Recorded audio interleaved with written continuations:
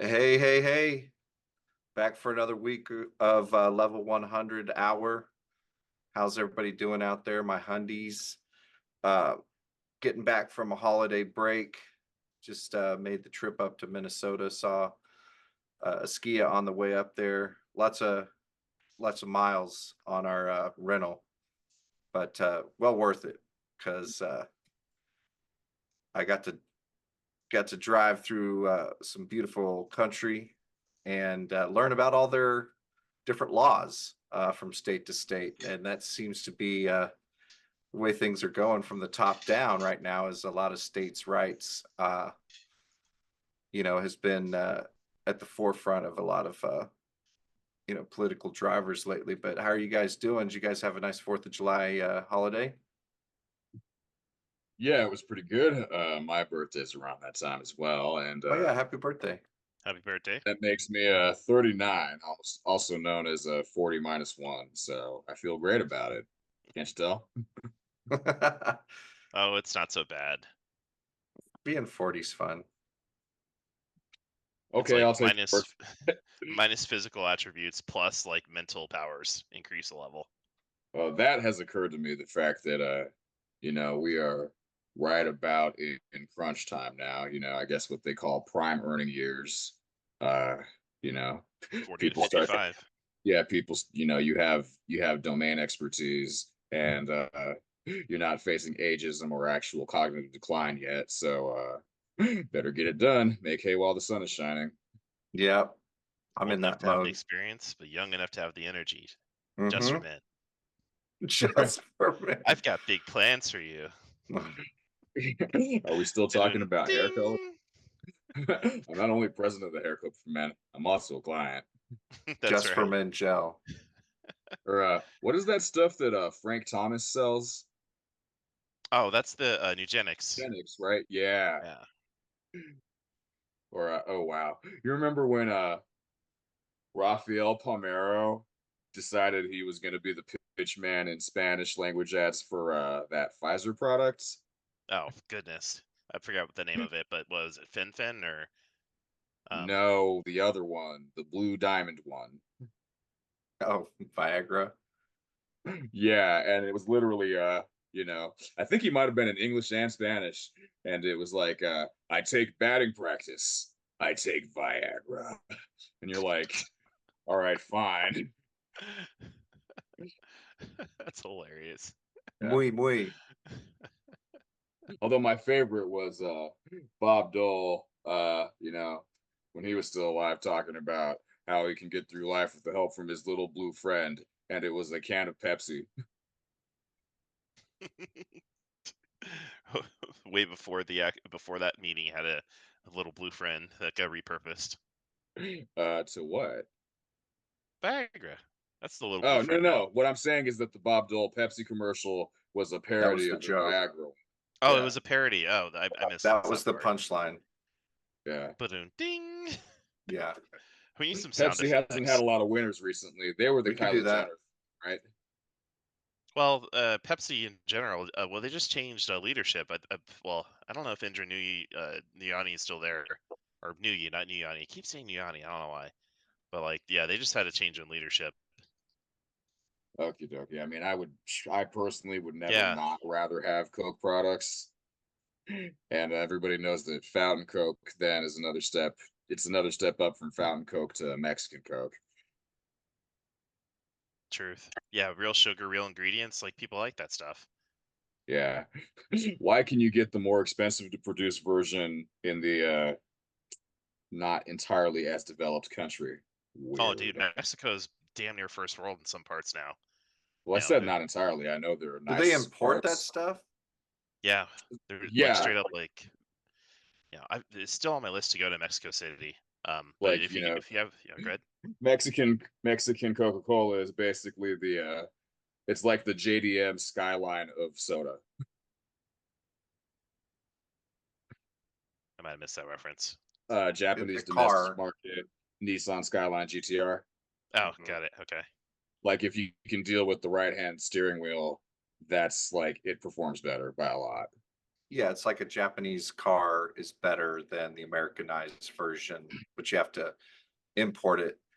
And have you ever seen how they like import the whole front half of the car, like the No. JDM? There's a whole trade of just importing part of the car, like the engine and the whole front end of a car versus importing the entire vehicle. But I mean, yeah, a it's lot of basically it's the equivalent for a physical product. So yeah, Mexican Coke on one scale, Nissan Skyline on another. But the fact that you have to jump through hoops to get something that is offered different across geographical areas, it's like people who have a VPN to get a streaming service outside of regional restriction. Yeah. Mhm. I don't know. Mexican Coke is everywhere. Where I live, I can pick it They've up. definitely increased distribution, Oh, it's in the super last like 3 popular. years. Yeah. Fanta's Yeah, huge too. Have you ever had European Fanta versus No, like that's what we supposed to get be here? delicious though. that sounds like something I need to have because I do Dude, like Fanta. it's juice. It's actual like juice It's products and juice rather than drink. yeah, rather than syrup, high Syrup. fructose Corn syrup. syrup. I know, yeah, sugar water, and I guess it would be orange rather than purple. But Yeah. it's funny you mention it. When I used to work at an ice cream shop during my wasted youth, the one thing that I would push on kids because I just didn't care was it was a rainbow sherbet and Fanta float. Because Oh wow. Was that on Sounds the like another menu? 2,000 it is calories. never too early to start with the beatus, apparently. Was that on the menu or was that like a little McMath hack that you I mean, did? we could make whatever float combination we wanted, Absolutely. Mhm. but I worked at that's Dairy just doing a Queen as my lot. first job, and we did all kinds of crazy concoctions, and having to remember every single menu item was quite an exercise. And because you'd have like 5 peanut butter parfaits that you're making in a row, and then somebody throws a mint chocolate shake in the mix, and you're like, how do I even make that right now? You know, all your equipment's Yeah. dirty from Oh all the, yeah. The it was, Buster I mean, parfaits. an ice cream yeah. shop in summer is basically Starbucks without any labor activism. Oh, it's just constant. The orders are just flowing in, and you'll have like 4 shake machines going, making Yeah. one type of shake, and then you have to clean them in between shakes because you don't want to get cross pollination going on. And If you have somebody with a food allergy, that's a completely different thing. That'll I slow it mean, way pretty much down. have to avoid And Dairy and Queen. you got the processor, smoothie or milkshake maker, but you've also got the spinner. mhm. Yeah. Well, and you have all the pumps too. You have to memorize where all your, Yep. 1, 2 pump of this flavor or how many pumps. Yeah, and you got your hot and your cold. We ran Mhm. fudge and caramel.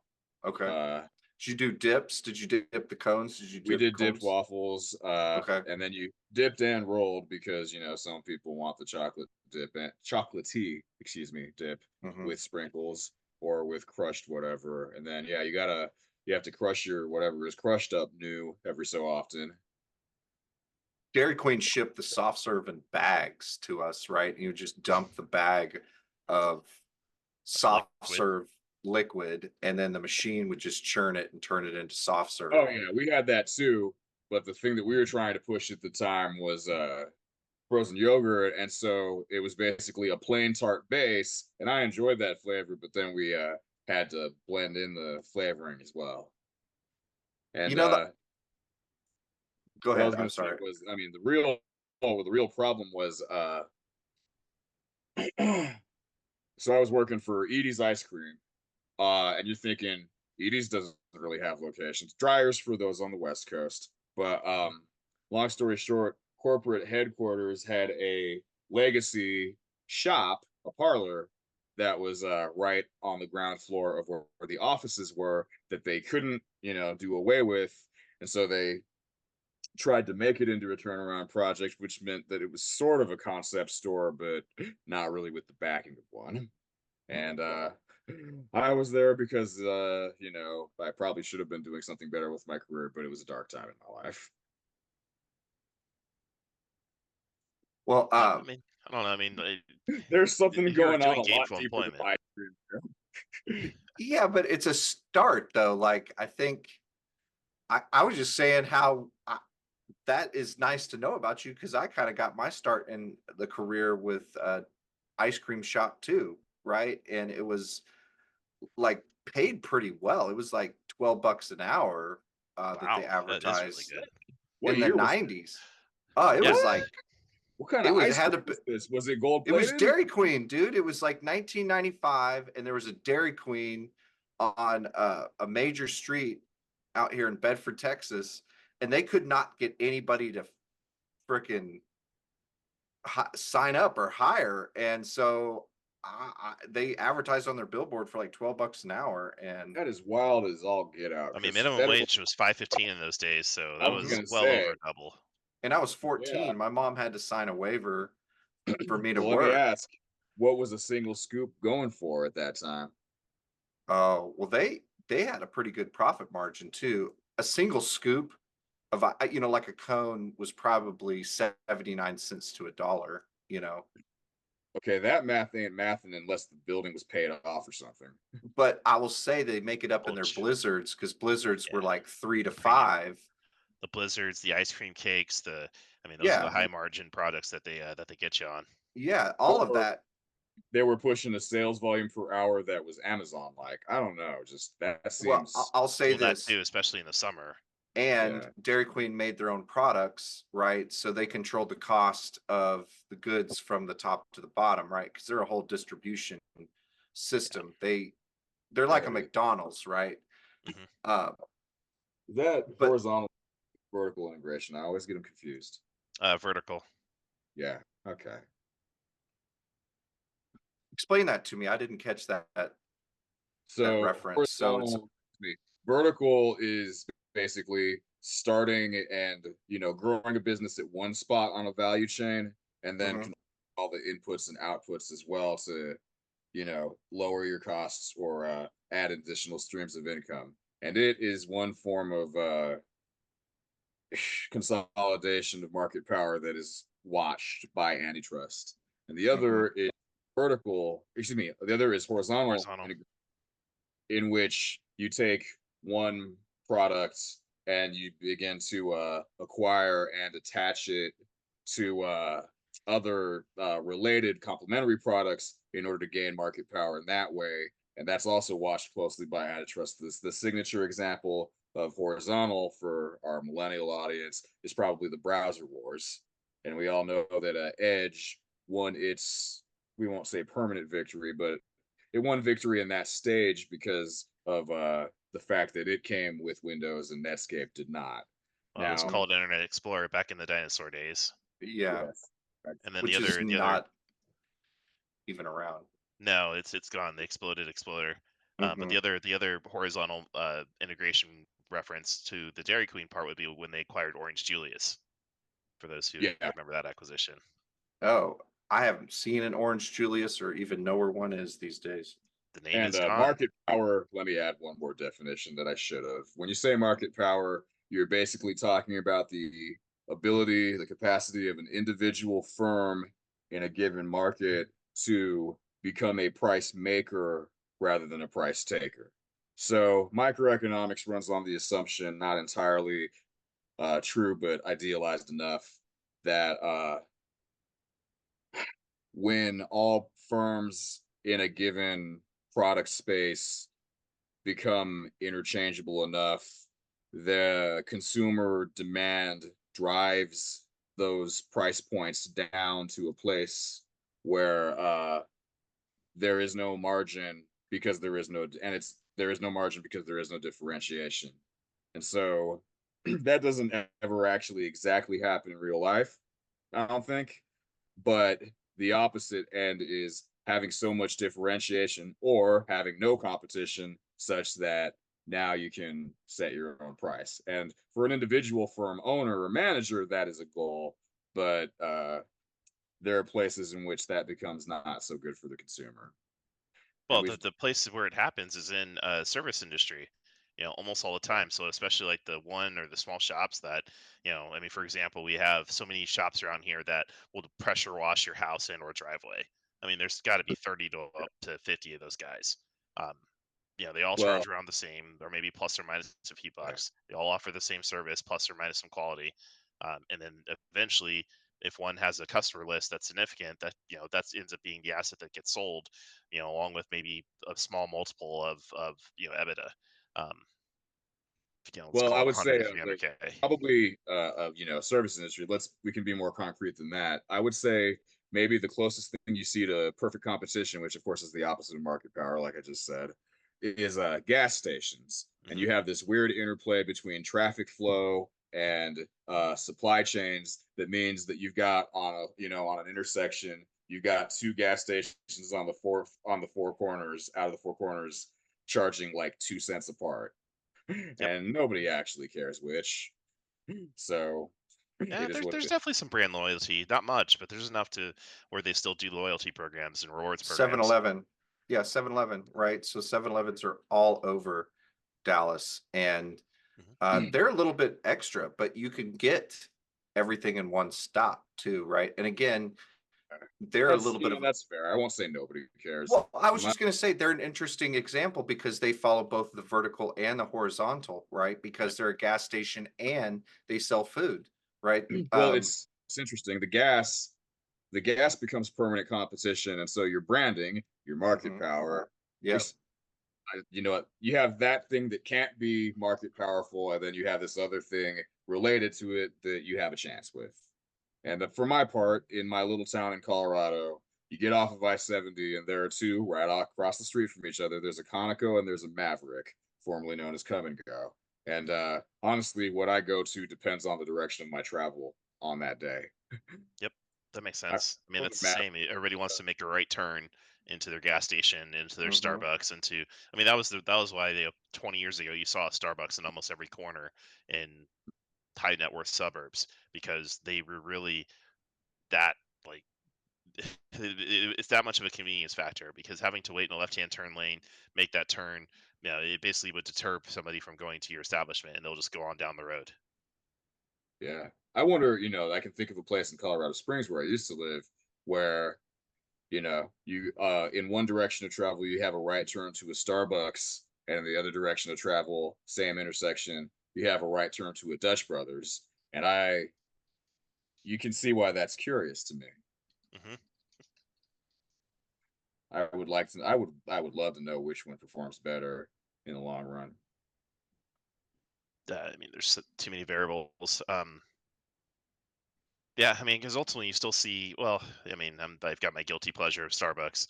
I still support, despite all the things I'm aware of, plus or minus or whatever.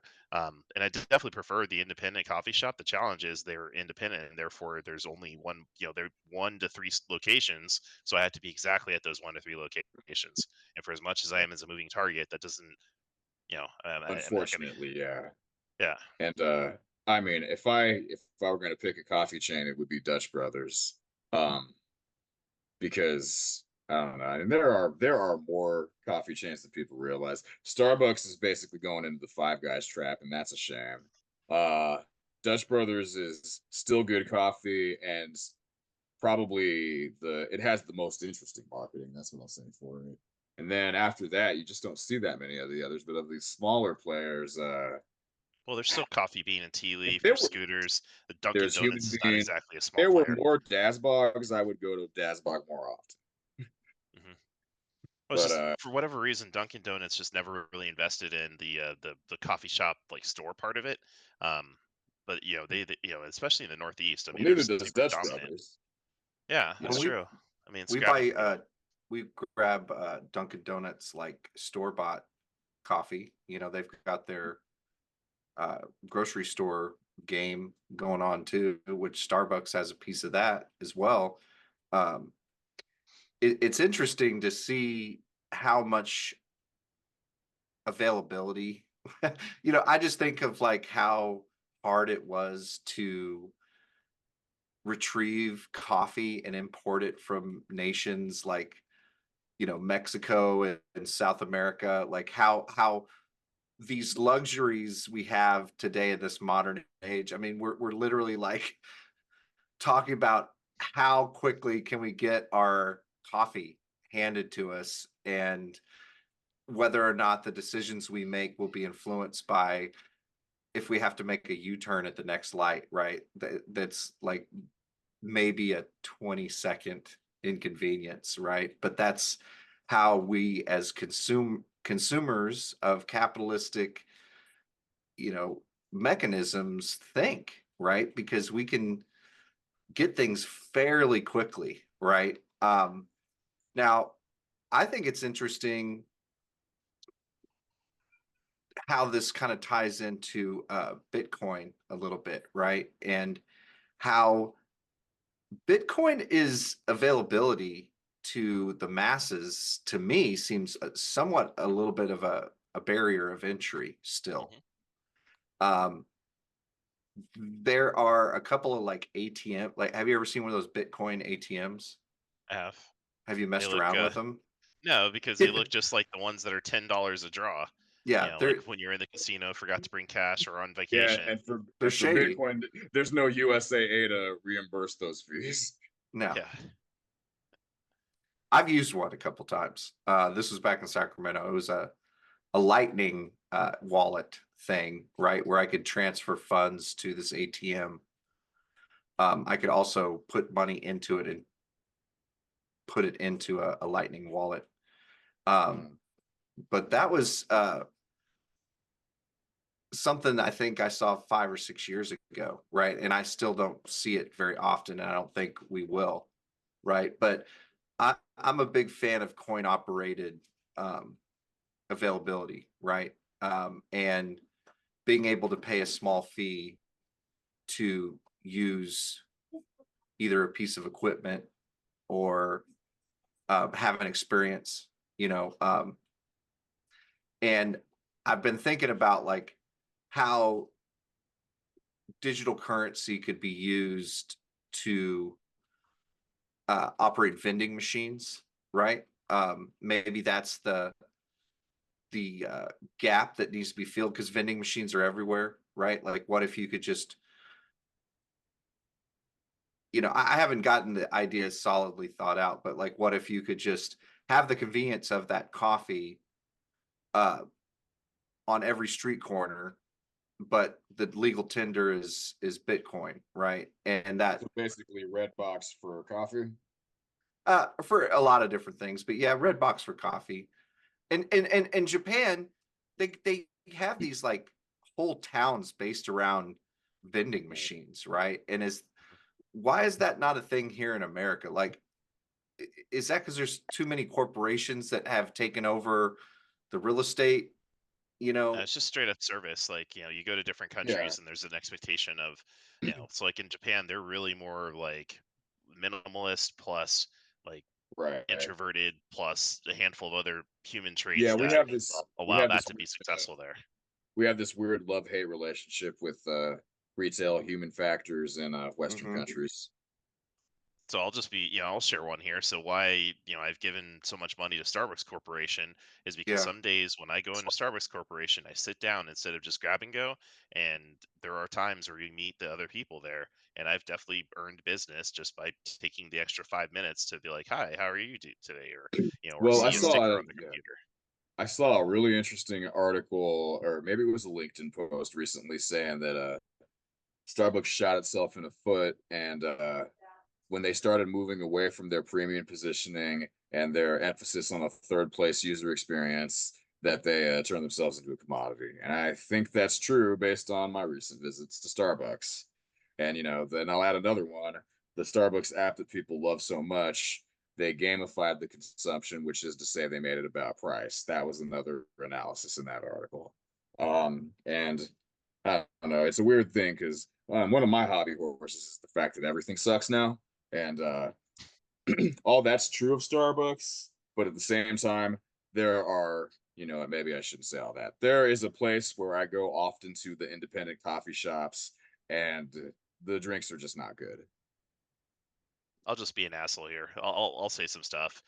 The quality of lead, if I will, when I post up at an independent coffee shop versus a Starbucks, especially the right Starbucks in the right part of town, it's night and day.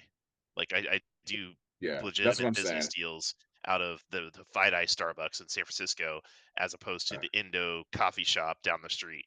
Right. You know, you want to show that you're countercultural or whatever, but at the end of the day, my order is, because coffee doesn't treat me so well now that I'm heading towards 40, is a sugar-free matcha latte, almond milk, sugar-free vanilla syrup add. And the only one I can trust to get it right is Starbucks. Would I Anything want to over go to 100 Starbucks? calories is a milkshake, not a coffee. Well, it was all sugar-free, you heard me. And I can't really tolerate milk anymore. Apparently that makes me oppressed. But yeah, just it shouldn't be a hard thing to get right, and yet I have to keep giving Starbucks my money. You And know? see, my order's easy. It's just a coffee with cream, no sweetener, and that's pretty easy to get right at a lot of places. Honestly, 4 or 5 years ago, I was buying the 24 of coffee with the half and half fountain at gas stations pretty habitually. And then Mhm. I got married, so I'm civilized now. Yeah, that gas station coffee, might as well just drink like battery acid. Oh Yeah, dear. as men, sometimes we do that to ourselves on purpose. Yeah. How long has it been there under that, you know, like at full temperature, just sitting there all day Better as not to think about it. And then the next day it goes to that push down container. So it's like 2-day old coffee. recycle it? Oh yeah, they do. Have you ever had a Vietnamese coffee, I haven't, but I've had Thai coffee. That's one of my Thai guilty coffee pleasures. Well, with the Vietnamese is different. is There's it? I thought they Oh were yeah. similar. Well It, no, it has that they're condensed milk stuff in it, which I don't necessarily can. Speaking of, escalating the stimulant treadmill, I got way into cold brew for a while. I used to Oh have boy.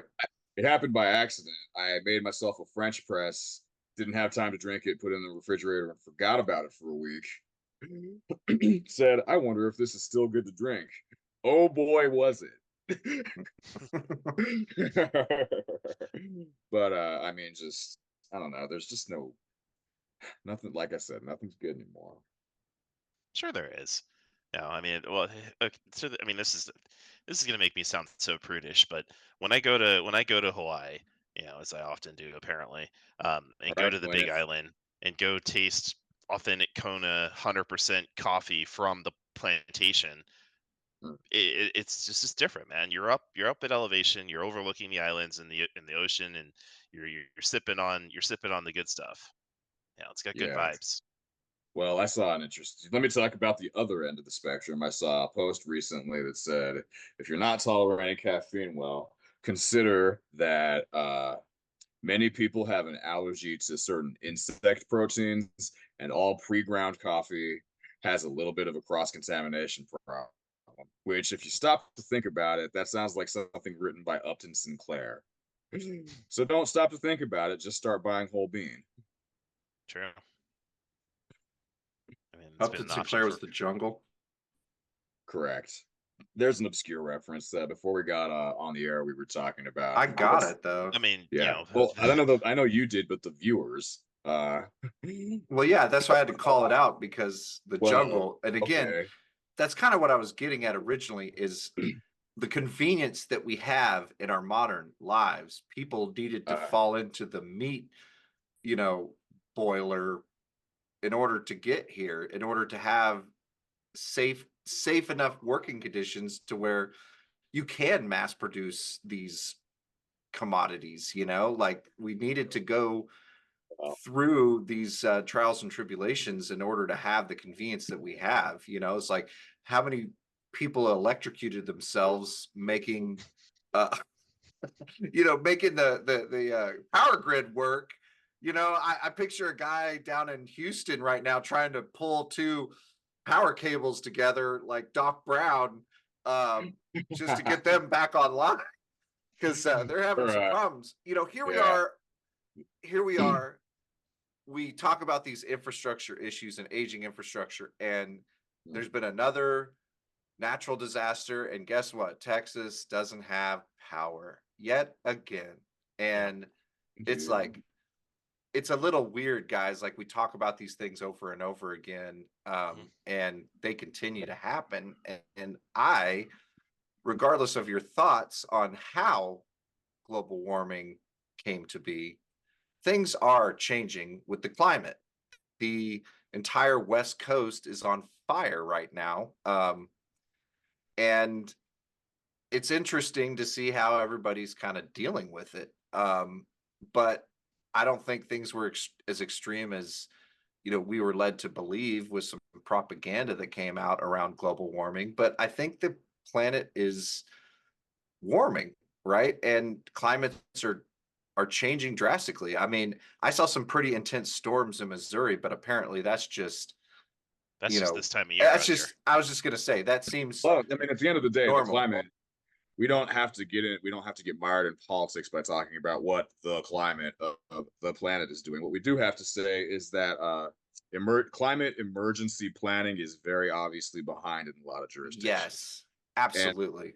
what I'll add is, the other thing that we often talk about on here is off grid, whatever the grid may be, has viability. The event where you need a viable off-grid option is rare, but oh, is it nice to have when you do. However, all the time that you don't, or how to describe it, but just the implementation and the sitting of it when you don't need it is expensive. And that's true of things like power, but there are so many things where public or even just large enterprise-based services, and to come back to the food system, uh it's the modern food system is obviously a benefit over starvation, but at the same time, so many foodstuffs, once industrialized and supply chain to high heaven, they'll get you to kind of a minimal state of non-malnourishment and non-acute illness, but healthy is not the word you would use. Everybody agrees with that, right? Oh, absolutely. But I think out of the equation, everything that you mentioned there, the technology can help us with the power problem.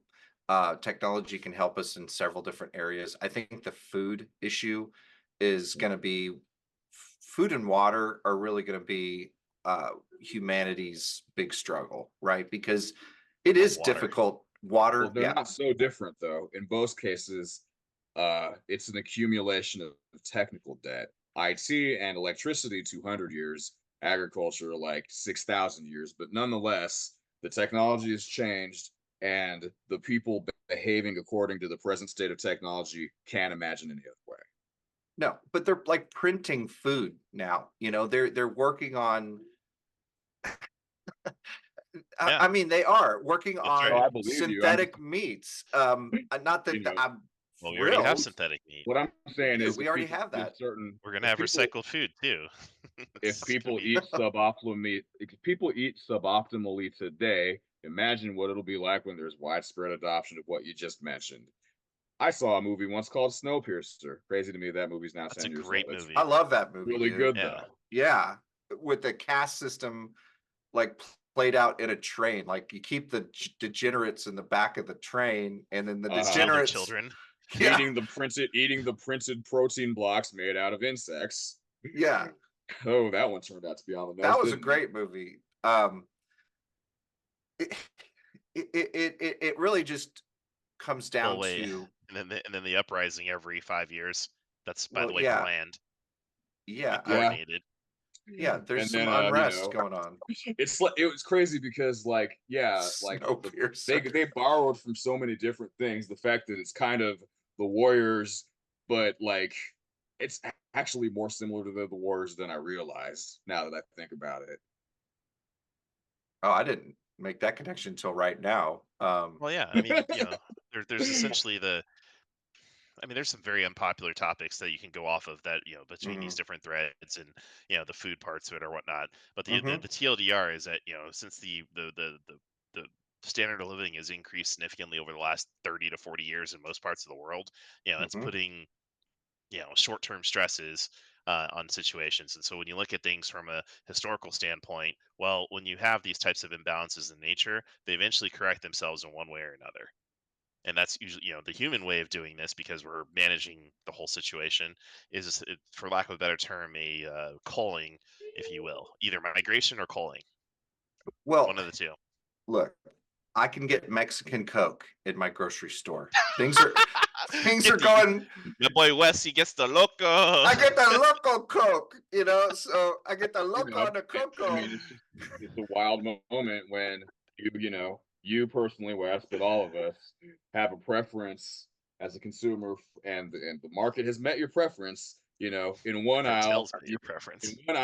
you can get a comfort food stuff, 3 ingredients, and then right over in the next aisle, you can get a comfort food stuff with like 25. And I get it. I contradict myself. I am large. I contain multitudes. But that is just wild. Yeah, just go to Whole Foods. I mean, that's one option. You can go to Trader Joe's if you wish, or even just your regular. I mean, any part of the country in the what I'll call the general American experience, you're going to go to a grocery store and it's going to have, all the processed goods of different parts of the world in the middle aisle sections and whatever local fair produce or meat or other products on the outside. That's usually how it's set Well, I'm up. not saying it should be or will ever be all one way or all the other. I'm just pointing out that the Well, market does what it does, and what a time to be alive. it's a wonderful time to be alive. Here, let me Um, continue to drink my Italian imported water. yeah, Shameless self promotion here. yeah. Um, but how is that imported here? Like, is there tariffs to pay on Mhm, Pellegrino? I'm mhm. sure there is. Absolutely. I I'm pay way sure too there much is. for.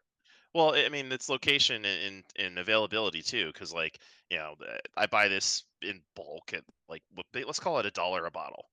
Do You they know, make that here now? no, No, no, it's no, still no. It made in comes, Italy. yeah, it comes over in a boat or a plane.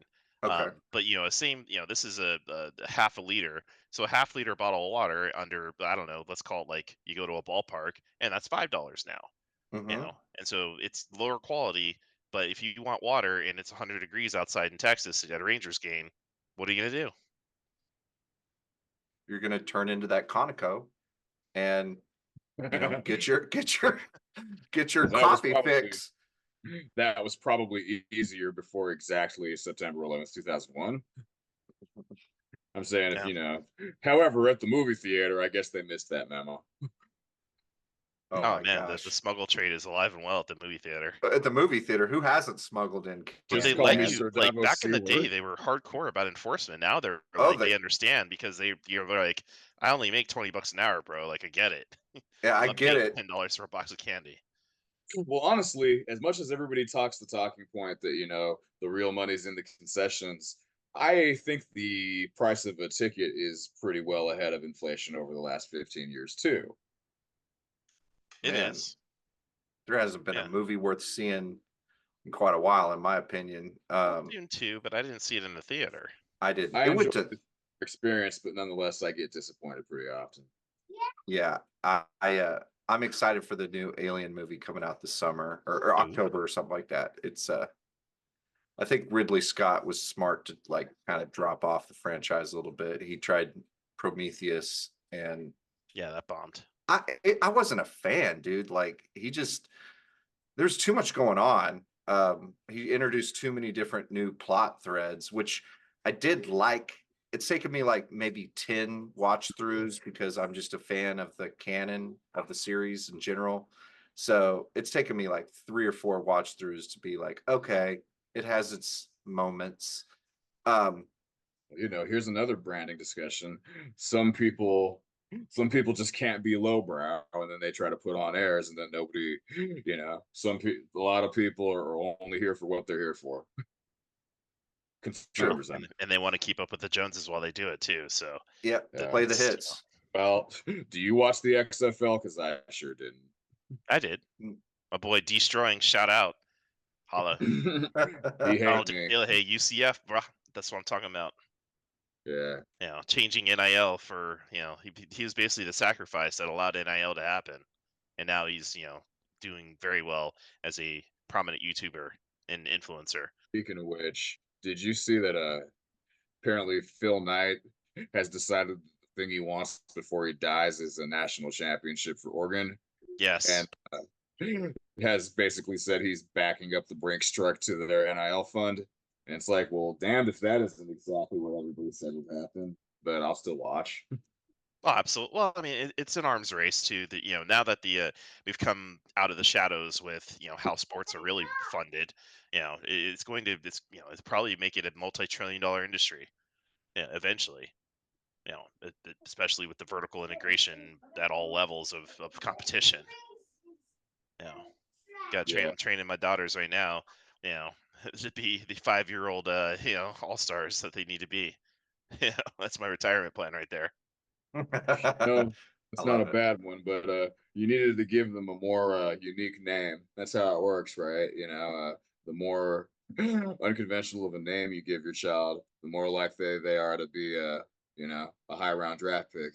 Well, you don't have to. I mean, the stage names. I mean, nobody in Hollywood goes by their real name. So it's all stage names. And the Absolutely. world is a stage after all, and we're all players on the world. I tell my wife often, I want my kid to go to the NFL, so obviously we have to give him a name like Don Quarius. I was gonna say Don Quilius, so that's great. It just is what it is. What about Sean. Demetrius? Demetrius. You remember that? You remember that Key and Peele show where one of the names was actually a real NFL player's name? Yeah, yeah. They go through the what is it, the Monday Night Football lineups, and like they're all like made up except for that. I can't remember whose name it was. That's the It best. was skit. DeBrickashaw Ferguson. Oh yeah, DeBrickashaw. That's an actual name. Wow, I didn't know that. Yeah. Oh yeah, he Remind me played who he what, like played 12 for. years? Yeah, he had a good career. See, it just proves my point. You give him a name where Played that is 10 the years. most obvious profession. Yep. That's art imitating life. For viewers who can't tell, I'm completely kidding. I have intentionally reversed the causation and pretended that it's a correlation, which it isn't. Okay, everybody's tracking, right? No cultural insensitivity here. I mean, who knows, man? I mean, I get no one's canceled every watching us episode. right now. That's for sure. I Like, get canceled every episode. It's almost like a yeah, series. you've already said plenty of Skia, and I mean, why don't we just make our tagline "Cancel this podcast" like steal this book? yeah, like Oh, it'll be fine. We're nowhere Yeah, near on any or enough radars to. I mean, well, I guess that's probably a good. Well, Like, that's how side they thread. get you. It's never what you're currently doing. It's always the deep cuts. yeah, it's No, your no. It's the current. bloopers. There's what the. I mean, there's a whole community of the. I won't mention the community by name. But they they talk about men's rights and men's issues and things like that. And sometimes the truth, some of the truths that are there are effectively not in alignment with some of the other messages that are out there in society. And so there's inherently conflict. And because one group is significantly larger than the other, we now have to deal with, Section 230 and censorship. And if we actually have net neutrality anymore, which of course we don't, that's a farce. But that's my personal Yeah. opinion. YouTube edits Well, out we that. never were. I mean, we never were going to, and honestly, I'll go ahead and say we never should have. Everybody can understand that it doesn't latency doesn't matter to email, but it does to video streaming. The end. But nobody wants to make it simple. I was at a policy brief for the state of Colorado's broadband expansion recently, and all I could think was the dialogue around who will control the pipes has really changed a lot since the last administration was appointing the FCC chair. And I think I said that sensitively and neutrally enough. No, that's truthful. There's nothing wrong with that. Because the last administration did appoint the FCC chair. Well, every administration appoints an FCC chair. I'm just saying, whoever is not the administration changes how they talk about it. Well, and it changes every 4 years, but I mean, well, it can change every 4 years, and then, but in reality, we're talking about, we're talking about the asset of fiber infrastructure, which powers the backbone of our internet worldwide. And these assets are, becoming more and more critical to our infrastructure, almost as critical as electricity. There's basically 1 and 1A.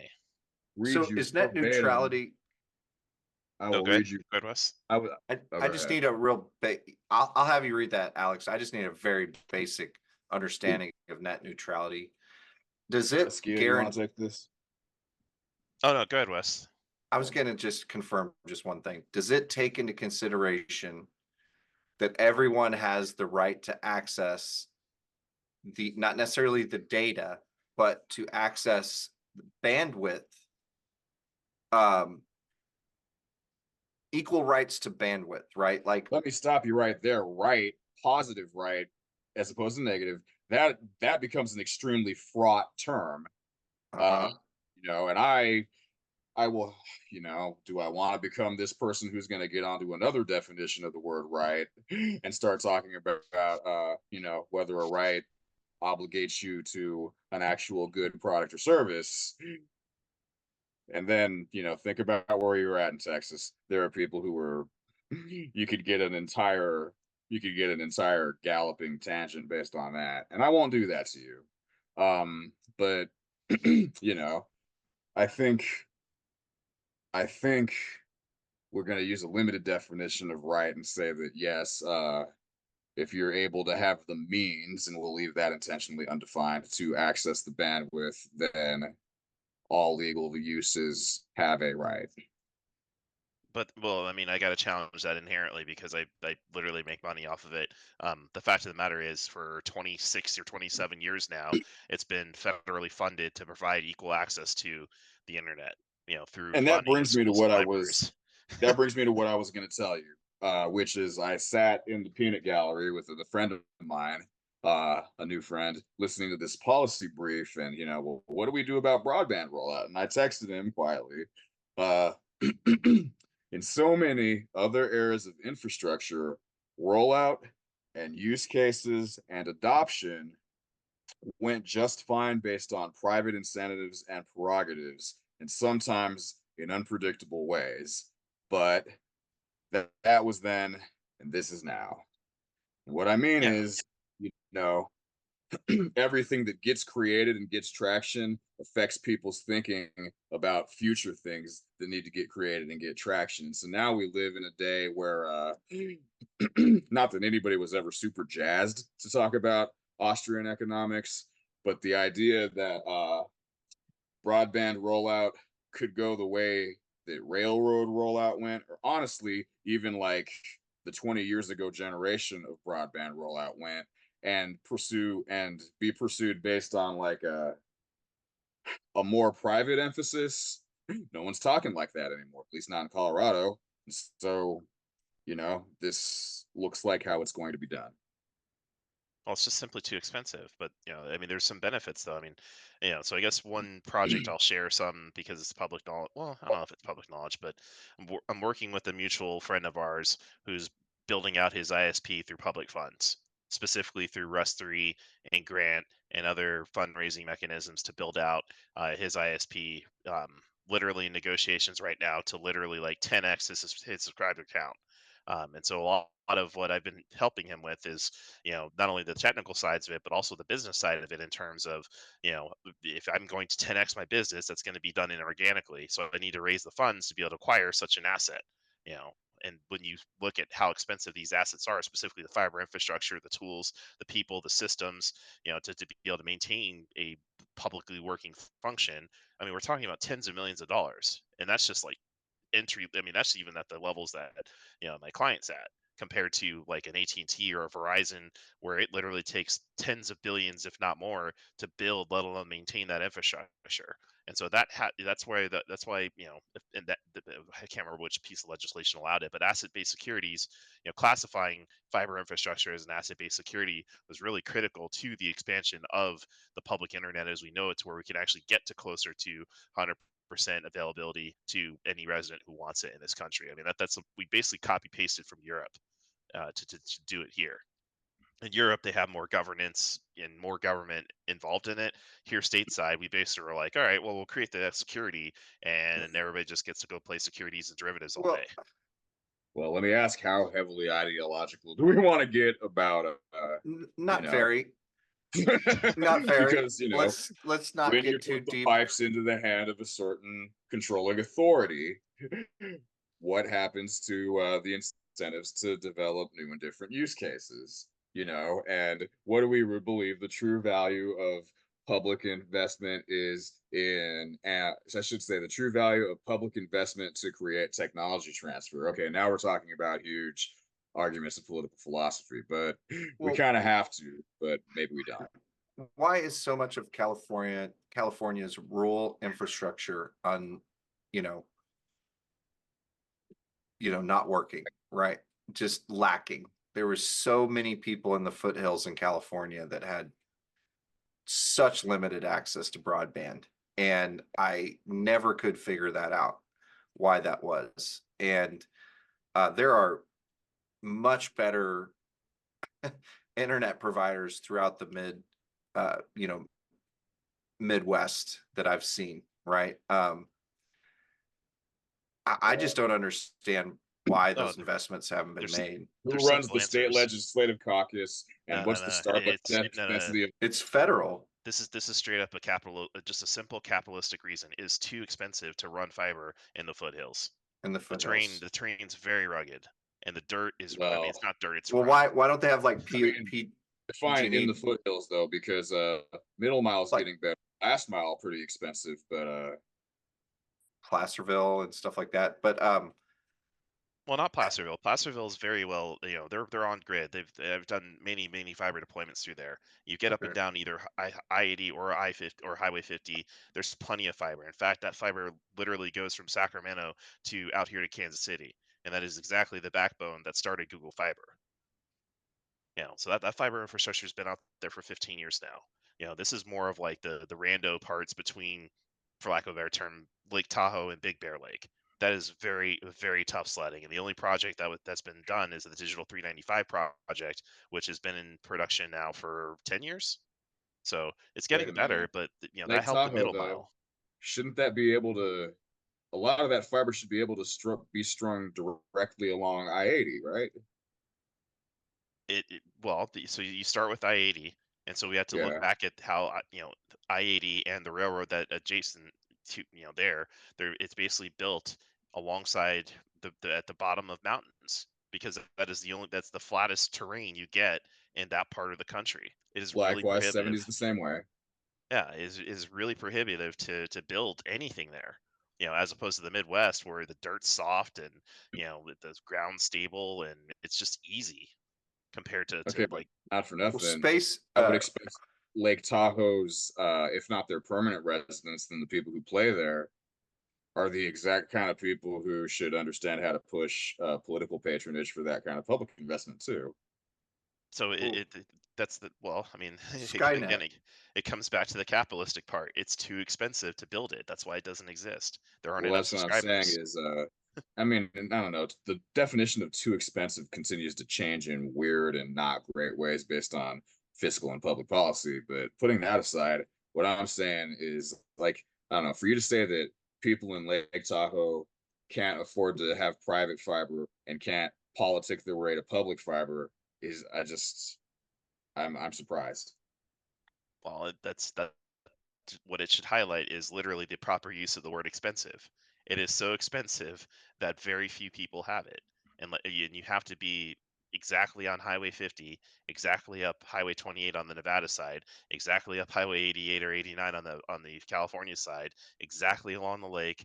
I mean, like I'm trying to let me think if I can come up with like a better way of explaining this that's like good for the audience. Think of who's ever like, have you ever like had to dig in the ground, like digging fence posts or do like a trench or or regrade a house, or I don't know, like just for the fun of, like, you dug for worms to go fishing or something. It's Build a it's fence. Occasion, yeah, yes. it is like it's hard It's work. backbreaking work. Exactly, and Yeah, even if you I've done have the some. modern machines to do it, it is still expensive and backbreaking. A lot of manual labor involved, and then you What's put more it at fun, a elevation. post hole or an e-tool? Well, That's been most of my experience, but I'm sure there's more in my future. yeah. Um, So the just TLDR of that is like you look at because you evaluate at a per mile cost, for the okay. medium or long haul, and then for the last mile, that's a whole nother that's a whole nother conversation. But the TLDR of all of it, so you're talking about exactly Lake Tahoe, which maybe if you take the entire Tahoe basin, you're talking about 200,000 people total that Uh, that are like full time residents. That's less How than. close is your buddy getting to Tahoe? He'll be on the south side, but that's it. Okay. So to your point How's of he like, doing it? Fiber or yeah, it'll be coax? fiber. Well, he's acquiring coax and fiber. I thought he was Well, doing like wireless stuff. He does wireless too. I'll add a couple more wrinkles based on my experience in rural Colorado. Uh, One that we finally cracked the nut. I am coming to you via T-Mobile 5G, and Love that stuff. that handily outstripped what was available from Rise Broadband and certainly HughesNet. Right. If you can ever avoid it, don't do HughesNet to yourself. And Yeah. Rise Broadband is basically the Five Guys of cable, so don't do that either. But my father, who is in a different rural part of Colorado, he is stuck with HughesNet, and I've heard that there's been some rollout of another fiber service, I think called Jade, but I heard that I heard that at this policy brief from the Comcast lady. So who knows how well it's working or how they're making margins versus providing a decent user experience. Was it I'm just the JNet? Comcast lady. That sounded a little weird, didn't it? No, I'm just saying it's like a character on SNL or something. The Comcast lady. Well, wasn't there that Jim Carrey movie, The Cable Guy? Oh, I love the That's Cable right. Guy. That's one of my It was like favorite a horror movies. movie, wasn't it? It was. It's like a psychological thriller. He's like, put your shorts on because you'll be channel surfing in no time. Okie dokie. All right. Yeah, that's when cable was a thing. I haven't had cable. It's amazing to me how much news my parents watch. I don't even watch news or follow news for that matter. Mhm. Like whatever pops up on my phone in like the news app or whatever I read on Reddit, kind of like what rises to the top is what I read. Um, and it's interesting to me the amount of uh alarm that I get from my parents. Like they all thought they were going to get caught in Hurricane Beryl coming down on the drive, and we had like two What? drops on our car. Yeah, like I mean Wait, it where did. are you? You're in Dallas, right? Yeah, but it the whole Well, news, no one yeah, the knew the news path of the But what I'm hurricane. saying is by the time you've gotten at landfall is a tropical four storm. and a, yeah, 4.5 hours 4.5 hours driving inland from the Gulf, like how much hurricane is left? That's what a logical person could figure out, but the news was showing all these hypothetical pathways of Oh the yeah, it was trop. the end of modern civilization. The way Yeah, it was ridiculous. Well, if it bleeds, it leads, and that's been true for 150 years. weathermen Well, can be wrong like 95% of the time and keep their still keep it. jobs. Yeah, They it's pathetic. they have worse Yeah, batting averages than MLB players. And they still keep yeah. their jobs too. Oh well, proliferation of unique names. So you know, in NHL and MLB, you get a lot of tragedies. Yeah. Y'all seen that tag group right on Facebook where it's this name is a tragedy, but the last syllable of tragedy is spelled like Lee, EIGH. That's so bad. Oh man. I mean, do I have to? I mean, you guys are aware of the fact that I got a little little me on the way. Oh Yeah, yeah, we're aware of that. Yeah, we've I just mean, about got a basketball team. so you're telling me I got to call him Felonius just to even like get him a scholarship? I mean, if you must. No, I won't. I'm Hubert. gonna. I hope I get to live. I hope we both live to the day where he becomes old enough and conscious enough, so I can tell him the story of my youth of how I was going to name him Felonius until I became an old wiser man, allegedly Well, in wiser. fairness, the last NBA #1 draft pick was named Victor. That's pretty conventional. Yeah. He also got his posterior violated by Britney Spears. I don't think I saw that one. It was a big deal because it was basically like, two, two people passing in Vegas. One tries to holler at the other. Um, one, we have a I'll use the I'll try to inject some humor here with Key and Pill, since we mentioned them earlier. The whole, like, when they're portraying Dominican baseball players and you have Rafi and Garcia. So Britney Spears was Rafi, and Wimby was Garcia. It's a good way of Yeah. calling that out. I just needed Garcia. There Let's was get a on. rather sensitive Family Guy musical number around trying to catch up with the guy whose last name ended up being Weinstein. Oh no. I won't be saying any more than that. And Epstein has a That's brother. fine. It's amazing. Yeah, although I don't know, Weinstein, I mostly think about these days as Brett. He's like a biology professor that's become like I guess an ethicist. Yeah. A day I, job with a guy last name Weinstein.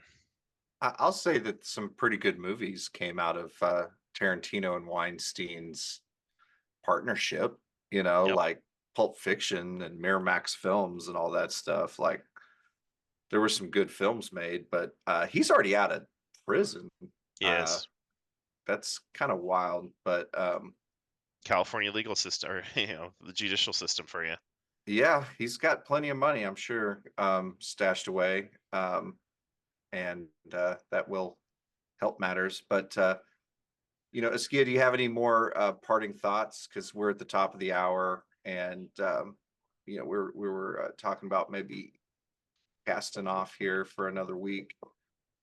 Yeah, I mean, I guess in general, there are so many things that are, the only constant is change. It continues to be so, and especially in a world right now where, misinformation or cheap fakes or all these other things, like, it comes back to the other, like, you can only believe half of what you see and none of what you hear.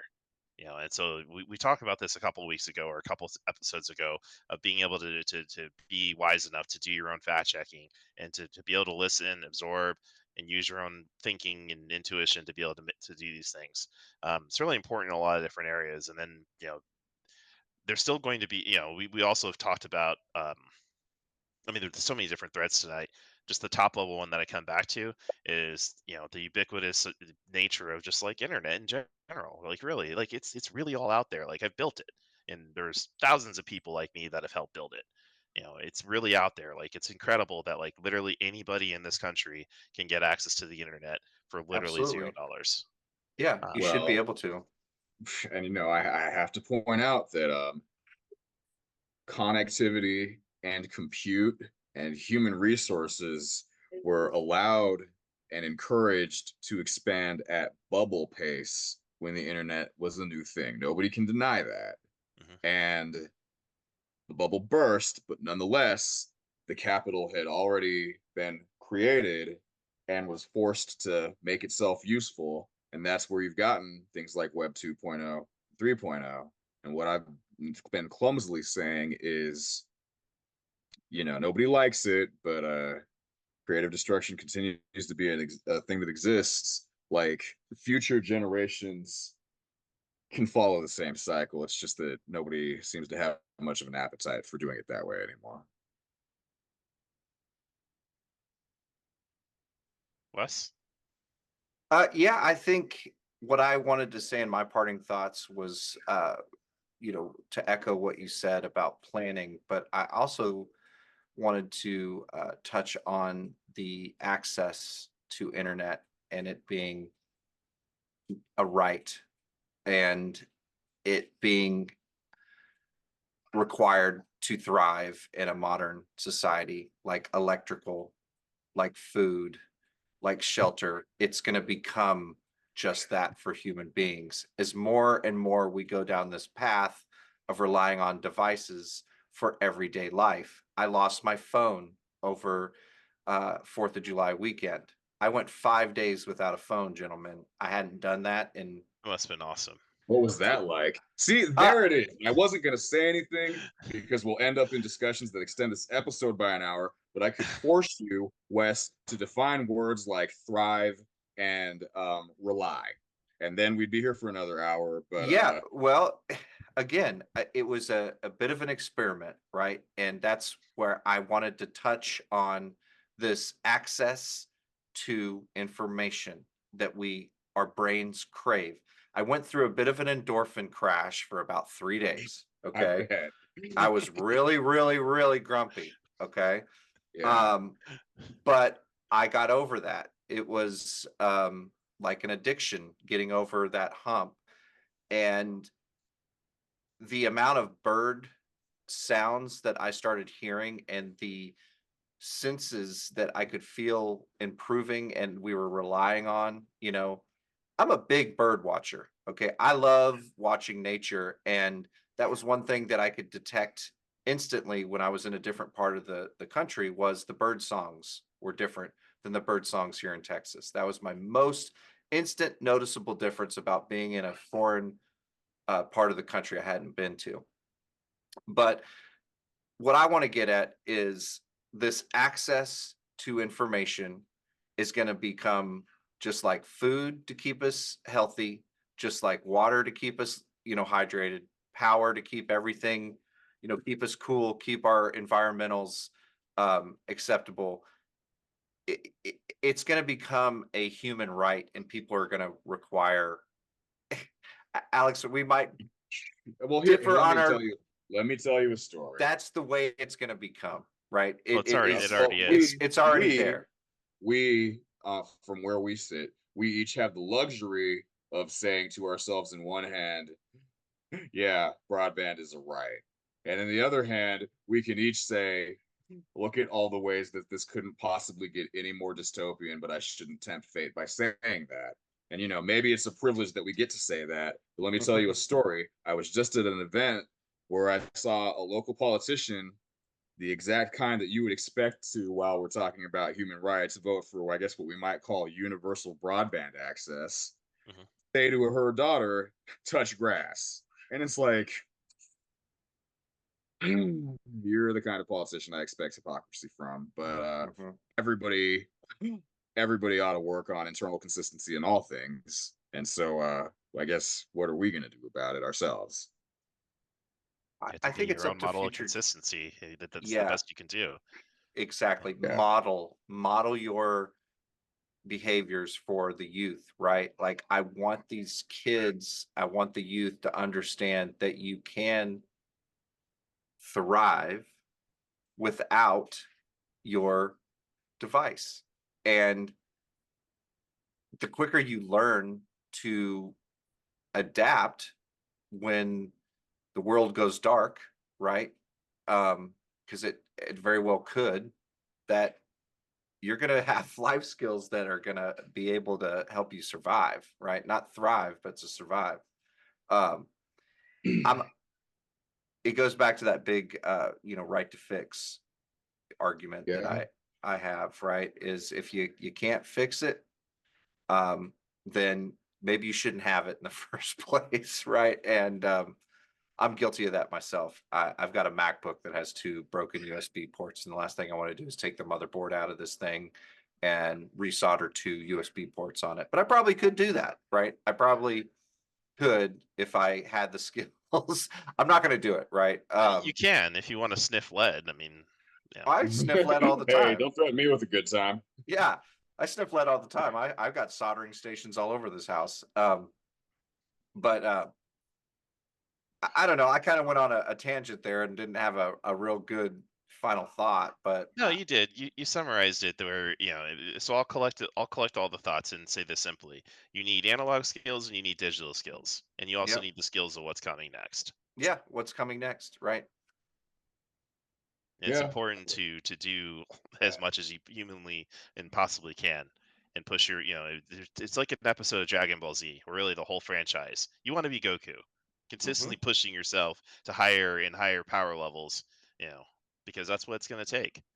It's frustrating to me when we literally have more equality in terms of access to information than we ever have in human history, and then to witness on a daily basis the just lack of intelligence I see. It's really disheartening, because it used to be a thing that separated rich and poor, have and have nots, king and peasant or worse, and that's no longer a thing.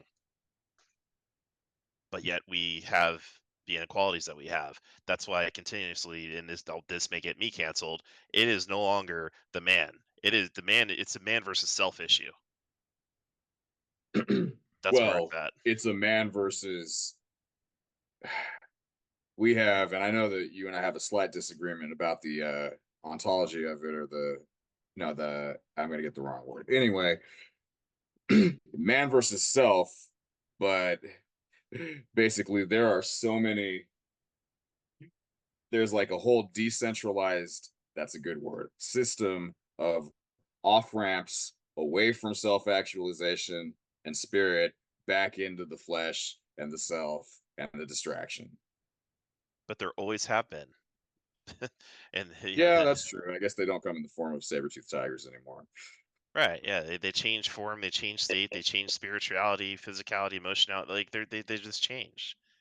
But Yeah, it still comes back to the straight and narrow path of the handful of things. Always has. that's Leave that for another discussion. All right. Talk to you guys later. all right. Appreciate everybody's time.